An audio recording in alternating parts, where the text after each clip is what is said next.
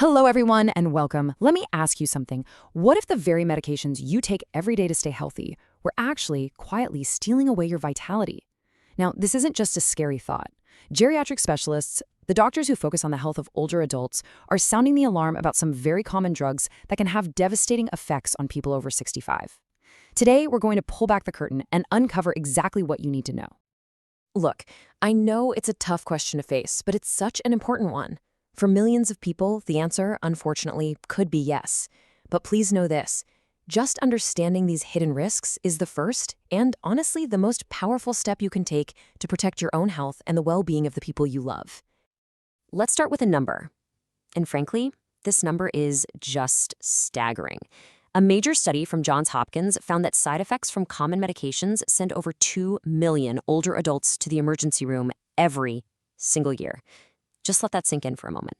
2 million visits. And you know what the most heartbreaking part is? Experts agree that so many of these dangerous situations are completely preventable. So to make all of this information as clear and simple as possible, we're going to do a countdown of the top 5 riskiest medications for older adults. We'll start at number 5 and work our way right down to the number 1 most surprising and maybe the most concerning drug on the list. Okay, kicking off our list at number 5 is a medication millions of people reach for, maybe every single night, Diphenhydramine. Now, that's the active ingredient in Benadryl, but it's also hiding in plain sight in so many over-the-counter sleep aids. Things like Tylenol PM, Zquil, and Advil PM. Because it's so easy to get, we just assume it's safe. But that assumption could be harming the brain. So, you might be wondering, how does this happen? Well, diphenhydramine is part of a drug class called Anticholinergics. Basically, they work by blocking a really important chemical messenger in your brain called acetylcholine. A good way to think of acetylcholine is like the brain's own personal librarian. It's absolutely essential for organizing your thoughts, forming memories, learning new things, and staying focused. When you take a drug that blocks it, you're pretty much gumming up that whole system. And the evidence for this? Well, it's pretty alarming. A huge study in the JAMA Internal Medicine Journal followed almost 3,500 adults over 65 for more than 7 years. What they found was a real wake-up call. People who took anticholinergic drugs, like diphenhydramine, for 3 years or more had a 54% higher risk of developing dementia. Let me say that again, a 54% increase. And here's the thing. This problem gets even bigger as we get older. You see, our bodies, especially our liver and kidneys, just aren't as efficient at filtering and clearing medications out of our system. So, a dose of Benadryl that a 30-year-old might clear out in about 4 hours, well, it could stay active in someone over 65 for 12 hours, maybe even longer. That means its foggy, confusing effects last longer, putting the brain under stress for a much, much longer time. Coming in at number 4 is a group of drugs that, on the surface, seem totally harmless. Proton pump inhibitors, or PPIs for short. You almost certainly know them by their brand names like Prilosec, Nexium, and Prevacid. And look, they are incredibly good at treating heartburn and acid reflux, but the very way they work can create some serious problems down the road. So here's where the long-term danger comes in. First, studies have linked these drugs to a 44% higher risk of dementia. Second, they can increase the risk of a hip fracture by 35%. And here's why. Your body actually needs stomach acid to properly absorb calcium and build strong bones. When you shut down that acid, you're also shutting down that vital absorption.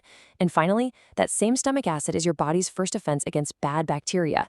Without it, dangerous infections like C. diff can get a foothold much more easily.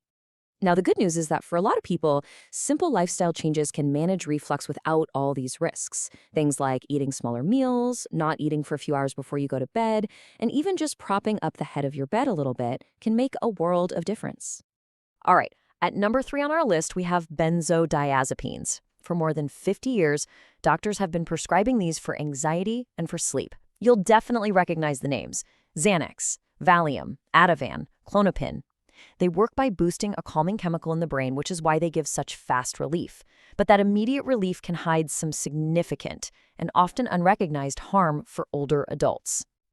There are 2 really big dangers here. First, a study in the British Medical Journal found that people taking these drugs had a 51% higher risk of developing dementia. But the more immediate risk is physical.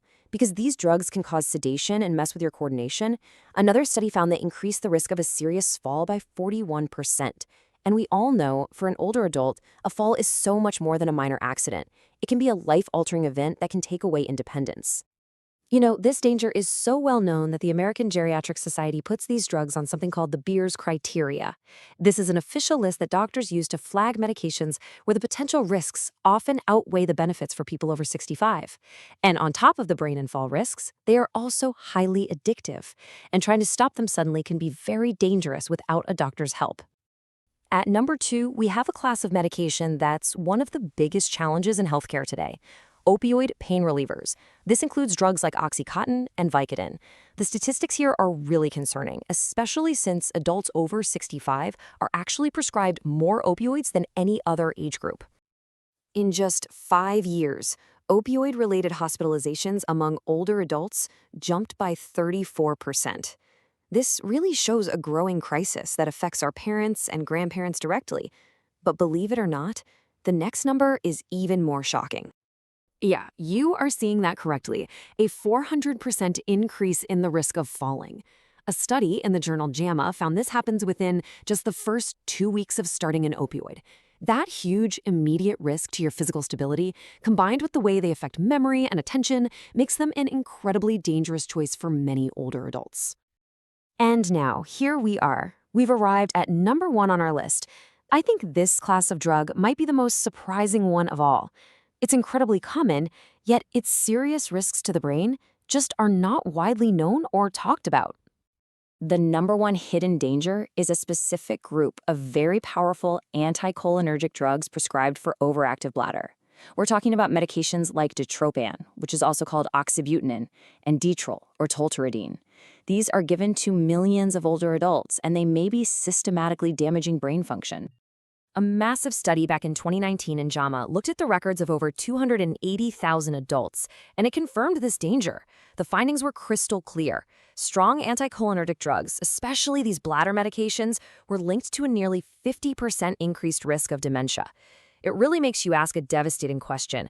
In an effort to get bladder control, are people unknowingly trading away their brain function? Thankfully, there are much safer options.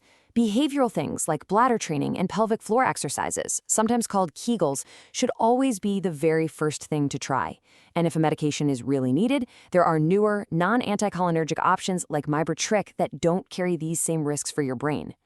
So there you have it, from common sleep aids and heartburn pills to medications for anxiety, pain, and bladder control.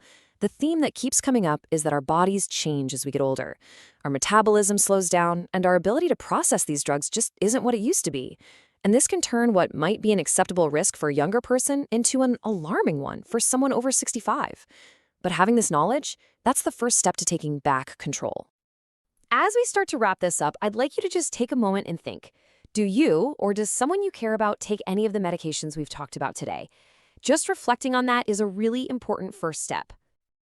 Now, the most important thing you can do with this information is to use it. Make an appointment to talk with your doctor or your pharmacist. Ask them directly, are the medications I'm taking still the safest choice for me right now? And finally, think about who in your life needs to hear this too. Maybe a parent, a friend, a neighbor. Please consider sharing this explainer with them. It's such a simple thing to do, but it could make a profound difference in their health and empower them to ask the right questions. And I really want to end on an incredibly important note. Please do not stop or change any medication just based on what you heard here.